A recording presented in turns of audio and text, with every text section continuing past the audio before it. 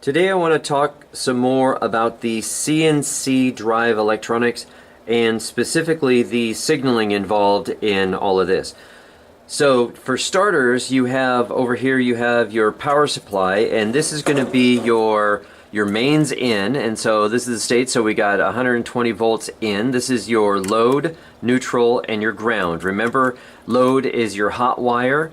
White is your neutral, green is your ground. And then over here you have your outputs for your DC, whatever the power supply is rated for. So this is a 36 volt DC power supply, so therefore that's what you're getting.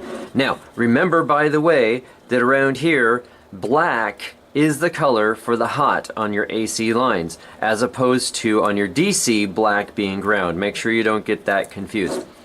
Anyways, the power comes in, then the DC power comes out, and it comes over here to your driver box. After the power hits the driver box, it's going to immediately come out through your coils, through your coil wires here to the motor. Now, stepper motors, remember, they're not like your typical DC motors. When you supply power to these are not going to start spinning, not at all. The thing that's going to happen is the pointy magnets, again, inside here, the pointy magnets, they're going to line up just a little bit and hold in place. So that is kind of the beauty of these things. They're on and they're designed to hold, right? Okay, so when you first start it up, you'll most likely hear a kind of a chunk noise. So don't be shocked by that. That's normal, because initially, like if this thing was turned a little bit, as soon as you give it power, the magnets that are maybe off a little bit, they line up, chunk, and then you know that it's on. So then the next item in the chain here, not again in any major specific order, is your driver or your control board, your CNC control board itself. From here, you're going to send your low voltage signaling somewhere in the realm of 5 volts is going to come out of here into the driver box. All right, so now we have two things going on. We have control signaling coming in, we have large power coming in, and then we have the larger power coming out, going out to the motor itself. The signaling will tell the bigger power how to react, what to do with that. So the basic idea is go forward, go backwards, and go, so fast. But then the specifics on how that actually happens, that's what I want to get into right here. So if we were to turn this system on, if I plug this in, again, you're going to hear a chunk. I take the USB right here, I plug this into the to a computer somewhere, and we say move. So we hit some kind of a move button. We hit an arrow, we hit a button, and it says, start moving the motor. What's going to happen here, what should happen here, is you're going to get potentially some type of voltage coming out of two different things here. You have your direction and you have your pulse or your step. By the way, those words might be written differently. For example, on these boards it says step, but that correlates up here to pulse, okay? Now, the direction usually will be something like 0 volts or, again, something like 5 volts, right?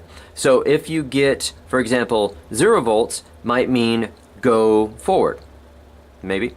And then if you change that, now, and then say it's 5 volts, now that might mean go backwards, or vice versa, all right? When we send out the other wire here that's out of your step or your pulse, that's going to be your rhythm, your beat. And if you have this pulse like this, that means go so fast. If you wanted to go faster, there you go. So that's how that's going to work. So we want to prove that all out. We want to see if this is truly happening, and if it is happening, that's great. And then it can help us troubleshoot some of this stuff in the future, because a lot of times, you're dealing with things that are, dissimilar products for sure, and dissimilar nomenclature, I guess, right? So like I said before, I might have step on here, and then up here I might see, PUL for pulse, right? And again, you might not even know what the PUL stands for. Also, you might see CP. CP is going to be for your clock pulse, and with direction, the same kind of problem happening. So let's take a look at all of that. So for starters, I'm going to plug this thing in. Remember what I said, over there you're going to hear a bit of a chunk noise as the motors, the magnets engage. Right? So that's it. Now, incidentally, this motor has some issues with it because I caused them, which you'll see in a minute. but you can hear it hissing right now. Normally that's not exactly the case. You might hear a little bit noise, but not usually. They're usually pretty silent. So it's all now activated, and over here off camera I have a laptop. Here, I'll just grab it and show you here.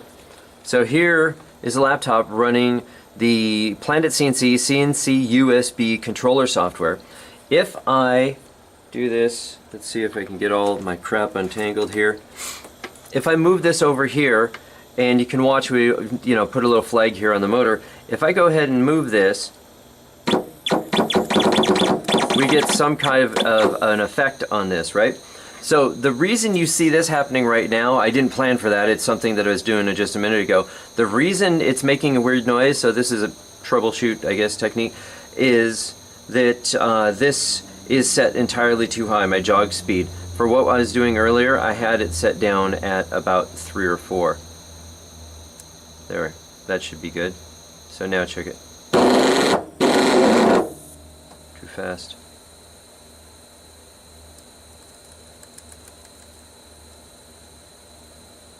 Alright, so there we go. That's working out pretty good. Okay, so this works. We're going to spend some time moving this around and see what we get for voltages and reaction, I guess. So let's take a look at our outputs first and talk about what they do. So I'm going to zoom in here. The main idea here is that in this section you have your 4 axes, right? So you have your 1, 2, 3, 4 right here. So this is your Z, and then your 4th axis for whatever you want to use it. A trunnion, a rotary, system. So if we look here, we have our 5 volts. If you look over here, I'm not using this, so if you want to check that out, most people don't use this. It's for common anode or common cathode. Look that thing up. Ground is ground. Now here is your step. This is your pulse. So it's your step, your pulse, or sometimes you'll see it over on the driver board there as CP, and that is, just think clock pulse. Okay, so pulse. Then you have your direction. So your direction should be direction over there. Sometimes you'll see it as CW, and as far as I could find from research, and let me know in comments if that's correct or not, that the CW is kind of short for clockwise or counterclockwise. So what they're saying is they're just not writing CW or CCW, right? They just say CW, and that just means clockwise, right? Direction. So there's that, and then your enable. This one here, I'm gonna have to show you what this does, but basically you may or may not be getting a signal out of here depending upon how you've set your software up. Okay, so let's zoom back out again and we'll take a look at what we get for voltages. Okay, so here's my ground right here, and so I check my enable and nothing there. Okay, is that good, bad, or different? I don't know. Let's leave that to be. So then over here I check my direction, and direction seems to have something on it. 4.52. Let's just say about 5 volts. Okay. Your step, you're not really going to see anything out of this for a couple different reasons. One, we're not moving, so you're not going to see that there. And two, your multimeters don't recognize fast signals. So to see that, we're going to have to get a scope on this. We'll do that in a second. Okay, so I'm going to reach over here and over to the laptop, and I'm going to move the motor a little bit. Alright, so move the motor. No big deal, theoretically. So now I go to my ground pin here, and now I'm going to check direction again. Direction is the one that had the 5 volts about on it, right? The 4.5 something. But now it doesn't have anything. So what's happening here, the way this works, is to tell which direction it's going to go, and in this case what I just did was push backwards. I pushed the reverse, the X negative, and that sent the direction to 0 volts. So in this case, what we can gather from this is 0 volts on the direction pin going to your driver board means send the motors, turn the motors backwards, if you will. Okay, now if I push it the other direction, the direction pin will now go high, right? And so that will be back at our 5 volts. But the part that's kind of interesting is the fact that it remains where it was last left off. because why would it need to change, right? So I will reach over here again and I'm going to push it forward. Ready? Look, there's our 5 volts. If I keep pushing forward, oops, there we go. Sorry, I moved I lost my connection there. 4.5, 4.5, 4.5. It's not moving. Okay, now we'll go backwards. As soon as we do that, it goes back down to 0. Forward. Okay, so that's the way your direction should be working. That might be the easiest to test. If you're having problems with anything, check to see that that's coming out. Now, let me show you this. I'm going to reach up here. I'm going to unplug this. So now the power, the main power, the 36 volts coming out of here going to our board, it's not on anymore. It's completely off. That shouldn't have anything to do with this whatsoever. See, there's still our 5 volts. Now if I push backwards, the motor's not going to spin. See? But we drop down to 0. Now I hit forward. We're back up to 5. Backwards again. No biggie. So if you want to test things out without having to worry about the 110 in there, or you know, maybe it's kind of not working right and you're worried about burning something up, you can go ahead and pull this. It's still going to function the way it's supposed to. It's still going to try to send the signals out regardless. So I guess next I'll go ahead and throw something here onto the step section, onto the step terminals, and see what you get. But honestly, you're probably not going to see a lot of anything, but you might just see the fact that things move around a little bit. See, we're getting 347 millivolts. Now I let go. I was operating it.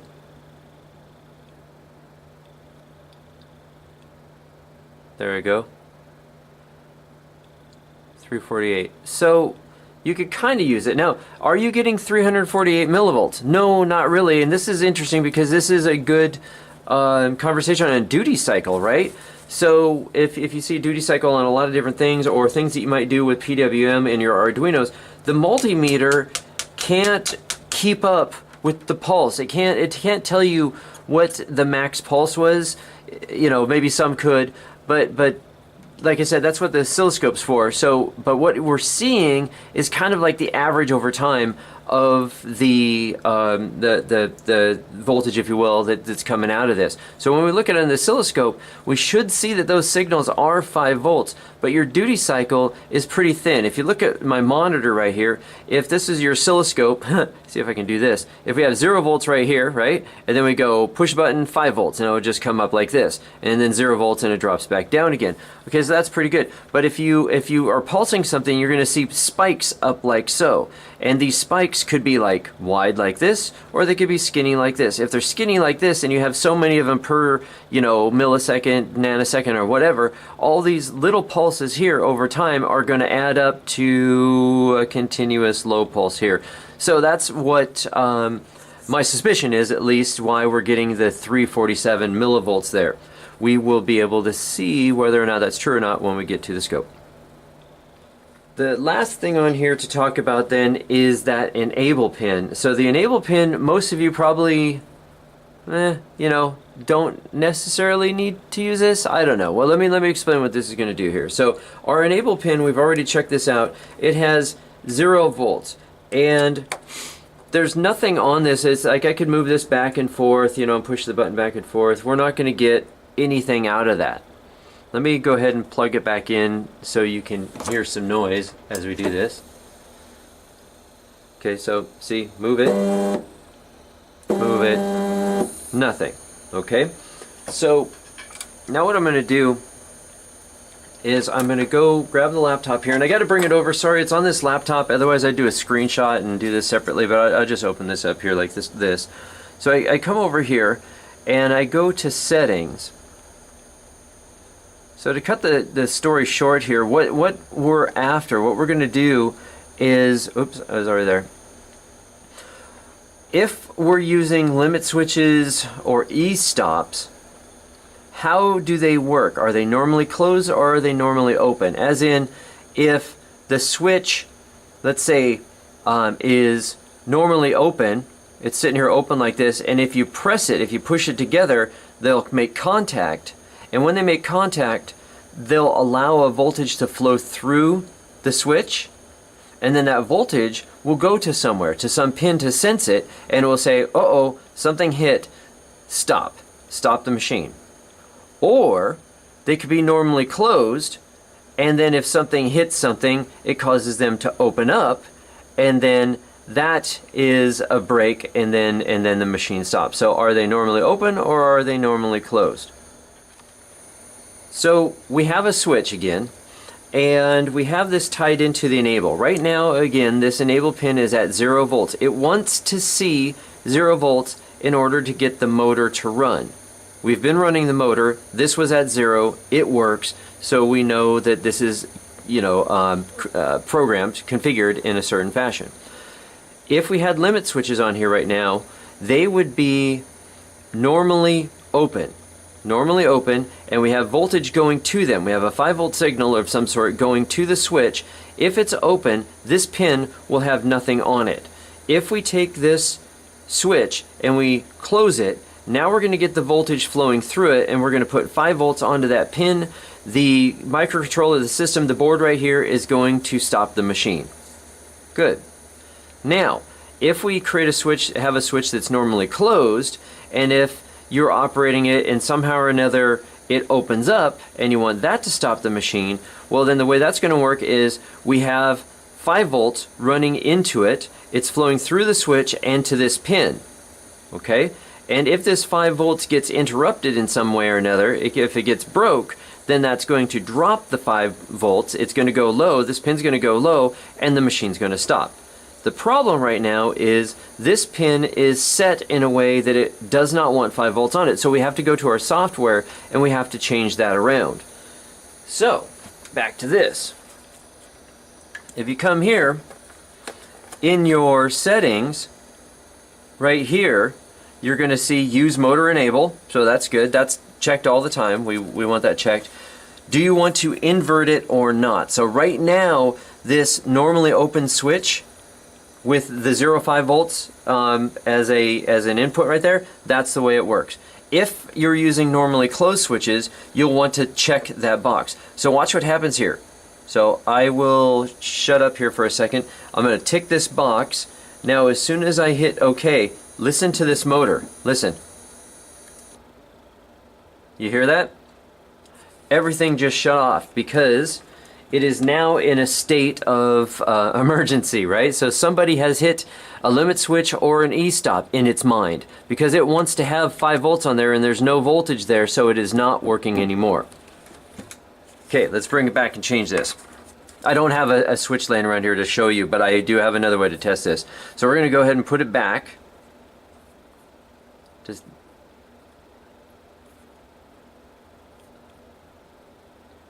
so untick that, come down here, noise comes back. Alright, so we're going to take this, set that aside, and just for verification, we'll come here, we'll check our ground to that. We still have 0 volts, there you go, 0 volts on our enable pin. What happens if we put 5 volts to it? Well, we got to have somewhere to get 5 volts, so check this out. So I'm going to my direction pin. I have nothing on my direction pin, so what do? Well, let's change directions. So I go forward a little bit here.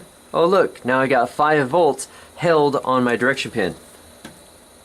So I take a little wire here. I stuff this in direction. So that's my 5 volts, and I'm going to take this and I'm going to touch it to that pin. Ready? Hear that? Uh-oh, somebody hit the emergency stop. Oh wait, now it's back again. So listen to the noise.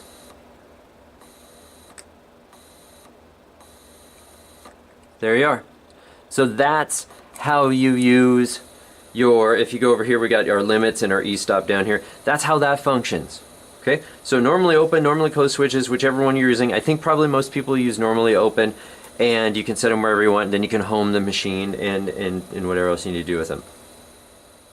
Alright, so the last thing here to check is going to be our step pin, and to do that we're going to have to get rid of this. So we'll move our meter away, and we're going to have to reorganize our little desktop area because we need to get the scope out. So I think this is going to work out okay. I've got some things moved around here. I had to add a ground lead on so we could get good readings. And I had to tilt the scope up a little bit here because the graticles were really hard to see. So hopefully you can see this in there. So I've currently got it set up to 5 volts per division. And right now it happens to be at 100 microseconds. We're going to mess around with that in a minute. So the first thing to check, just to see, is I want to look at our direction, right? So what is our direction currently? We'll hit right here, and it seems to be nothing. Okay, well, let's hit forward. So we'll move the forward button here, and it hops up. So right here, again, we're at 5 volts per division. Hit up to the first line there. And let's see, let's grab our cursor, bring it down, and we look at this, and it's going to tell us here that we're at about 4.2 volts-ish, but it's kind of hard to tell. So let's crank this up a little bit more here. Let's go down to 2 volts per division. It's going to get us a little bit more accuracy in our cursors here. So we're going to move this around, and when we get up here now, it looks like a little bit closer to what we saw on the multimeter. So 4.48 volts. So that's cool. The direction is working. Let's try back and forth. So let's go backwards. We're 0. Forward, up. Back and forth. Good deal. So next we want to check the pulse. So if we just plug in over here, we don't really see anything other than a little bit of noise probably coming out of the motor. If I hit forward, look at that. So what we're seeing right now is our frequency, and we can kind of tell our duty cycle a little bit. All right. Now, what I'm going to do is I'm going to run it again and capture the waveform, and then I can let go of the button. But in order to do that, what I've done over here on the laptop, on the control software, is I've moved it way over on the X, and now I'm going to tell it to go back to 0. And so while it's going back to 0 on its own, I can let go of the button, get over here, and hit the single shot, the stop, right? So here we go. So hit that, go to 0, and then come over here and bang. Okay, so now I can kill that and take the probe off, and now we're good to go. Now we can study this a little bit. So the first thing we see is, since our cursors are still there from before on the Y, the pulse is going out at, again, about 5 volts or so. Now what we want to do is we want to change our cursors around to X, and we're going to, how about we look at the frequency first, okay? So we'll move one of these over here just to the, pick either or, rising, falling, whatever, it doesn't really matter. And then we'll zip on over here to the next one, and it's showing that currently we have a spacing of about 292 microseconds for a frequency of 3.42 kilohertz. Cool. Okay. So how might that be different? Well, theoretically, if you change the input for how many rotations per steps per unit, that would change. But the simplest way to do that is, again, let me grab the laptop over here. What does that pulse do? Well, it tells it to go faster or slower. So if I turn this up a bit, okay, to about 5, put this back over here, and go ahead and run it. Okay, so I got my hand on the button, I turn off that, and whoa, holy crap. How about touch this to the thing? Okay, so now you can tell right there, I don't think I got enough time to do that. Let's see. Got it. Cool. Okay, if I move quick, I can get over there. By the way, when I tell it over here to go back to 0, it goes at the default traverse speed, which I have currently set for 3 because for the lab here, I want it to run really slow. But when I push the thing by manually, when I push it down, it's at the jog speed that I tell it to be, and I told it to be 5, so I need that in order to see the frequency that we want to see. Anyway, it looks like it did change, so we'll move this over, and we're now at 4.9 kilohertz, so getting faster, right? So I'm going to reach over here, I'll do it again, and I'll crank it up now to about 20, okay? Then let's see what we get.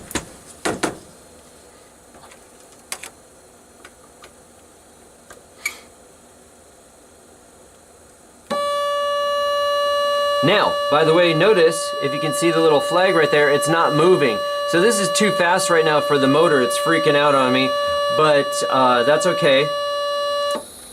Got it. Okay. Grab my, whoops. Now it's kind of hard to see, so we'll open that up a little bit. God, if I keep grabbing the wrong button there. So we'll hang out about there, and we'll move this about there. So now we're at about 19 kilohertz. So what all does this mean? Well, we see that it's going faster. How fast can it go? Well, if you look at the documentation on the PlanetCNC USB controller, Mark III 4, it has a maximum frequency of 114 kilohertz. So theoretically, that's as fast as we'll be able to get this thing to go. So that's what I want to see. I want to check that out. So I've went ahead and unplugged all the unit here because we don't need to have it in to do the testing as we saw before, and it'll make it a little less noisy and all that. So I'll hook up here to the pulse and go ahead and, so I'm going to push the button off the side here. You'll see it show up on the scope. You won't hear anything again. And then we'll stop it. Okay, so this is at 43. So we've turned this up to 43 inches per minute. And we'll crank our cursor over approximately. So we're at about 35 kilohertz right now. If I want to, we could go ahead and zoom in a little bit more and try to get a little bit more accuracy on this. So yeah, maybe 36. Okay, so back here again. Crank her up. So now I'm at 75 inches per minute. So we'll hook this up here and let it rip. There's our signal. We'll capture that. And I can stop this. Okay, now we can take a look and, oops.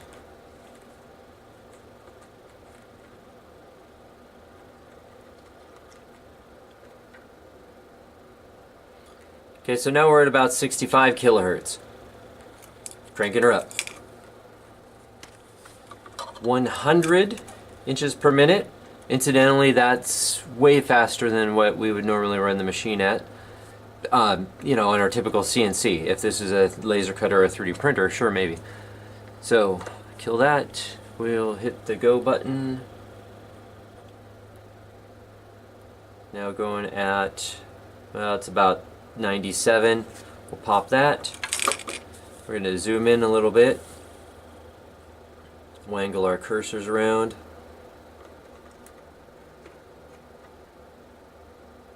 Okay, so we're about 80 kilohertz. So not quite yet there. Oh, by the way, it's not 114. It's the documentation says that the max output for this board is 110 kilohertz. We're now at 120 inches per minute.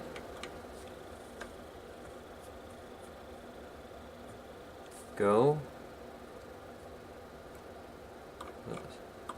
Oh, got something there. All right, so a little bit faster. We'll kill that.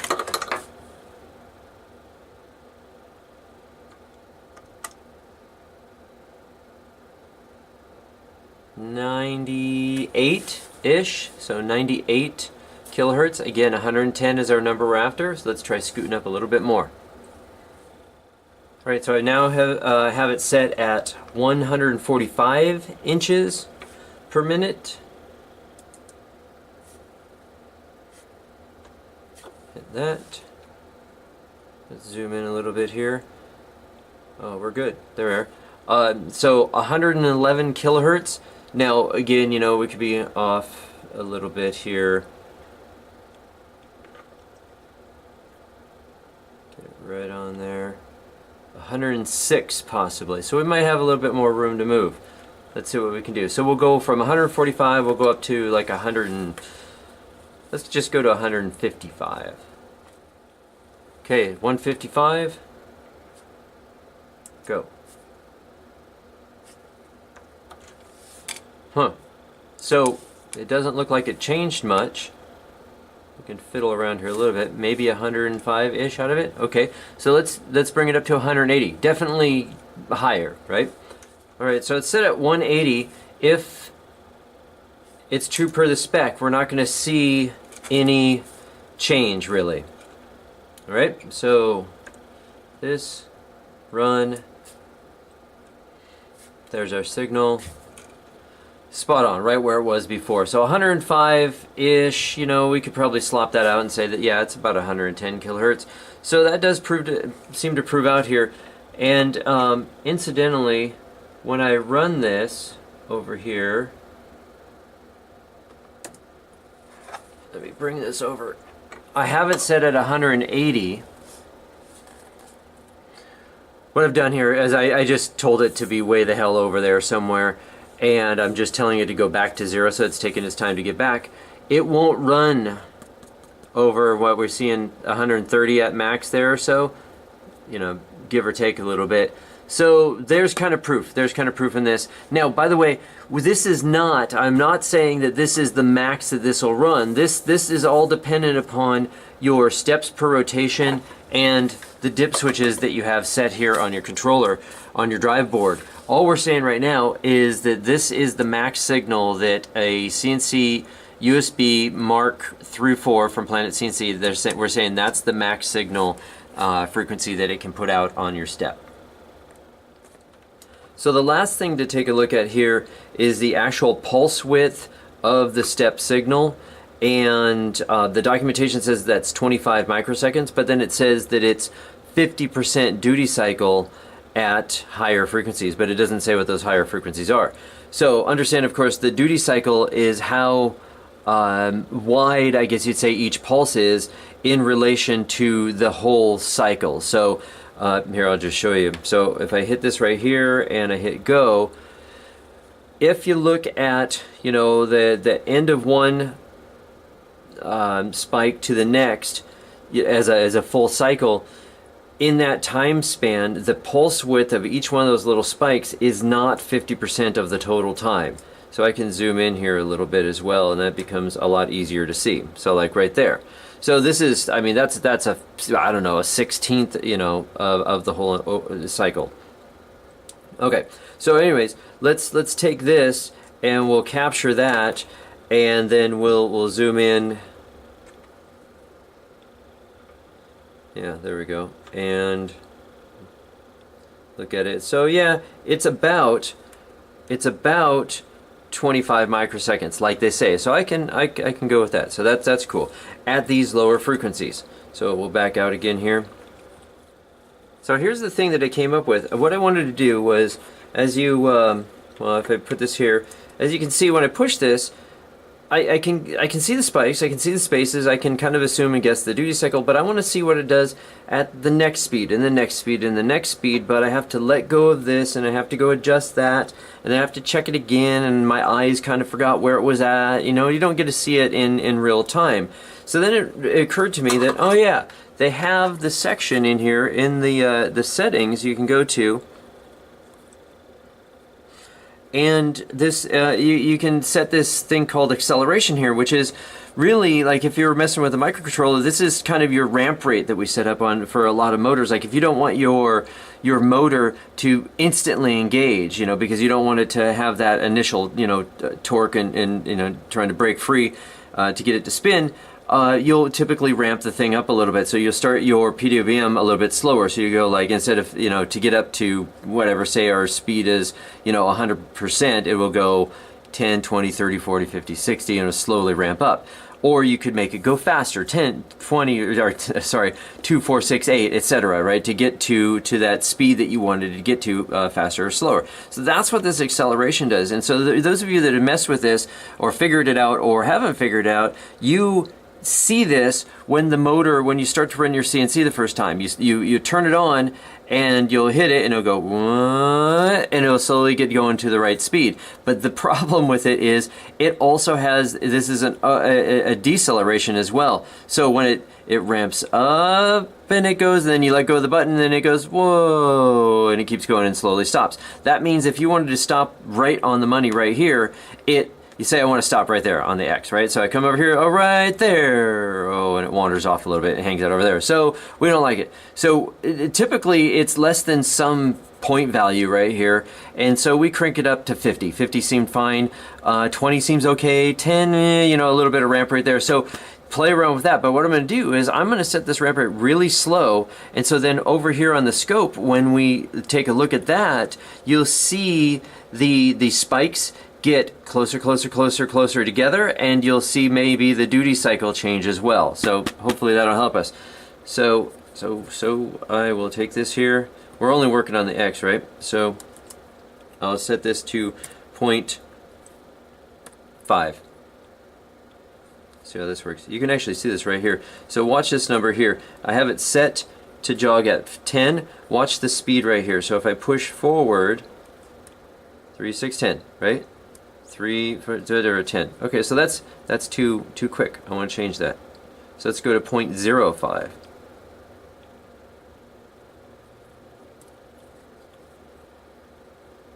Right? And I push it.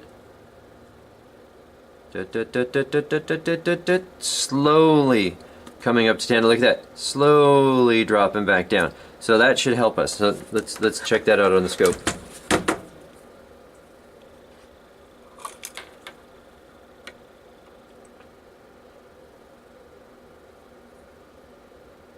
Okay, going. Look at that. Then I let go. Slows back down. So we'll zoom in a little bit more. Do it again. As you can see, the duty cycle is maybe 25%. Zoom in a little bit more. Not that much. Up. Okay, so great. Okay, so let's see what happens if we mess with that number a little bit. So I'm going to take a little bit of a tangent, and I'm going to play with the ramp rate a little bit to show you, when do we get to this value that actually is instantly on and instantly off. If you're not worried about damaging the motors. If you wanted to come across and just stop dead on the money, when does this ramp rate stop? All right, so I set it to 1, just 1.0. You see that? Let's come back out a little bit more.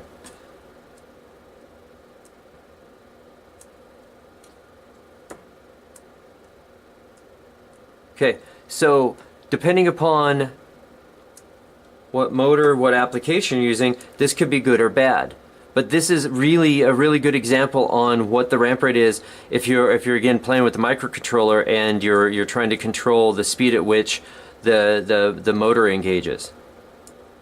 So I think you can get what I'm doing here with the button. See? So there's my finger. On, off, on, off. Okay, faster. So now we're at 2.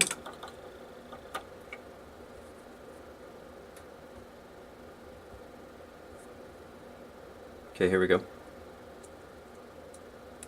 Okay, so 2 is still ramping. So I'm going to go ahead and jump up to a bit quicker. Let's go to 10. Okay, 10 for the acceleration.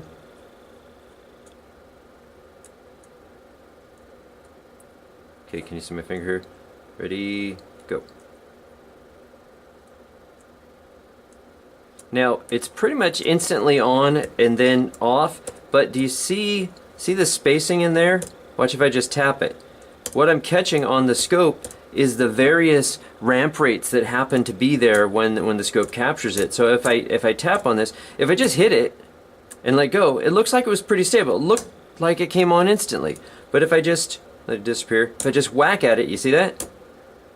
There's definitely a ramp rate happening there. That might be okay for you. If you don't want that, move up. This is why I've been setting them at 50. I imagine it seems like maybe 20 or so might work. I'll go ahead and set it. I'll set it to 20. Okay, done. Go back here. Hit it. Okay, 20 there. Now let's pop it. Tap it, tap it. See that? So it catches a few here and there, but mostly off, on, off, on. So, to be on the safe side, since it's not harming anything, that's basically why I've been going with 50. So what I can do now is I can go ahead and put this on here, and I can hit this and watch it speed up. You'll see the pulses start to come together. The frequency will get faster, and you won't exactly see the duty cycle change, but it does. So I'll show you that. So as we start creeping up here, there's our first pulse. You see the other one's coming in, and then I'll let go. Over here the speed is 20, 15, 14, 13, 10, 9, 8, 4, 3, 2, 1. Okay, there, back to 0. Okay, so let's zoom out a little bit here. Do that again. You see that? So they're definitely starting at it's not a 50% duty cycle. Let's just test something again real fast. Okay, so I hit that and I'll pause it, and we'll come in here and zoom into the pulse itself. And we should be, at this point, we're at about the 25 microseconds that they state. Alright, so kill that, come back here, hit the go button on this. You'll see the little friends start creeping in here, and then when things start to change, there they go, see that? Everything's getting a little bit tinier, but the frequency is faster, so it's 50% on, 50% off, if you want to look at it that way. We're at 65 inches per minute. I'll stop that, capture that, come over here, we'll zoom in a little bit, catch that, flip this little guy over here, and our pulses are down to 8.4, you know, a little under 10 microseconds. So there's that, you know, as it gets faster, the pulses are getting faster, and the amount of time that we have a voltage on versus off is increasing, I guess you'd say. All right, so that's it for that. All right, but we're not done yet. So now we're going to take a look at this guy. So far we know that stepper motors are great for CNCs. They're great for holding things in place. We know that they don't move like regular DC motors. They don't have a commutator inside there. They need to have a computer control board in order to get them to function. But and we know that there's supposedly coils inside there, and we hear from, you know, me and other places that there's a bunch of pointy magnets in there that stick it all together. So what I want to do is I want to tear this thing apart, and I want to see if that's true or not. See how this thing works. And I have a couple other little tricks to show you as well. So still works. There he is, going to town, back and forth. Already pulled the screws out of here, so there's some screws up here that go all the way through here, and you should be able to take this and rip this sucker apart. Look at that.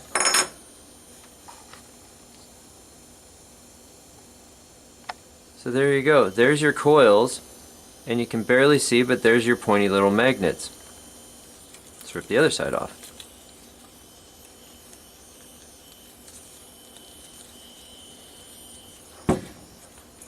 Little bit of some force. Here is our motor. Does it work? Of course it does.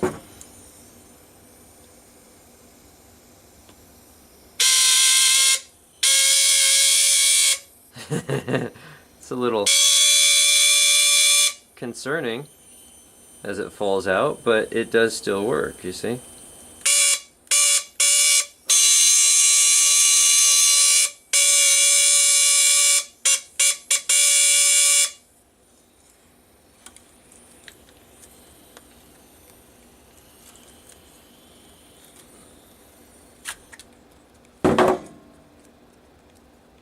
Behold, the guts.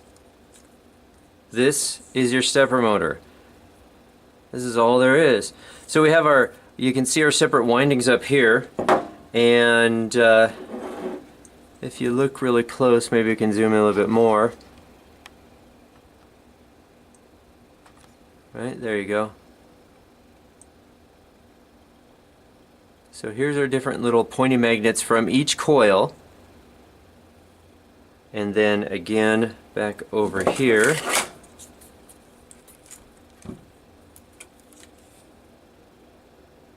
Look at that. So in the pictures, when you see the pictures online showing you the stepper motors themselves, and they talk about like they're in different poles, they are, but they just have them offset like this. What is this here? Let me zoom back out. This entire thing is, I need metal stuff. Right? So this is a pretty stout magnet. I wouldn't say it's exactly like a neodymium, but it's pretty strong. So this is it. You know, I was happy to find out that they do have some decent bearings on here, so I don't have to worry about, you know, the axial load on them. But this is all that's happening inside of there.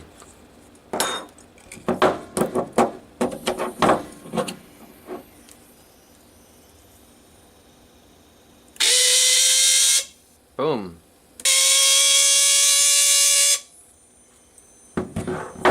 But what else can we do with this? So we've ripped the core out. I've reset the software to a very low, it's like 10,000 steps per unit, and I've knocked it down to a jog rate of 2. So what kind of cool sciencey thing can we do with this? So what I'm going to do is I'm going to tilt this a little bit. Not that it has to be, it's just so you can kind of see this on camera. I'm going to take my little screwdriver here, just my little screwdriver. We know that there's, you know, there's a field. It's on right now, so there's a field being generated in these coils. It will stick a little bit to that. So what happens if I run it? What happens if I hit the go button? So you can watch my finger here. I just sort of dangle this, and I need to try to get it right in the center there. And then oh, you see that? There you go. It's trying. If you get out from center, even the slice a little bit, it's going to stick to the thing. Cool, right? We can do better though. So what would happen if we took some of these little guys? So these are little baby neodymium magnets. See? Little ones. What happens if we put this in here? Well, it sticks really good. Get it right in the center. This is our new operation game. Here we go. Whoa.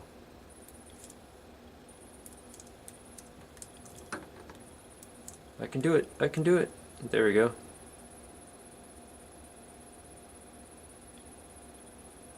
So there you can visualize the actual, you know, as the coils change to make the motor spin. If I could just hold it steady.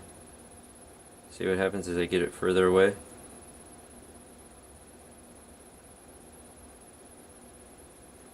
Cool. But we can do better. Screwdriver. Bigger neodymium magnet. Tape. Carefully drop this down inside there. Kind of have to hold on to it pretty well as well. So right now I have it at 2 inches a minute.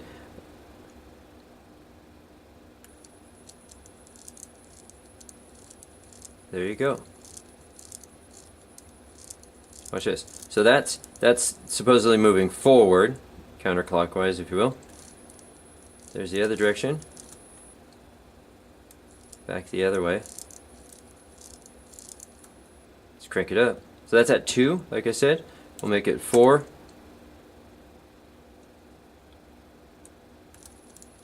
Faster.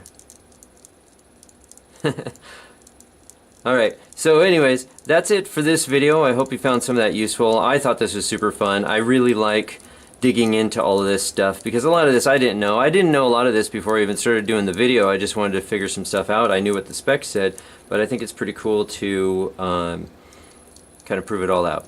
So anyways, thanks for watching. I will see you next video.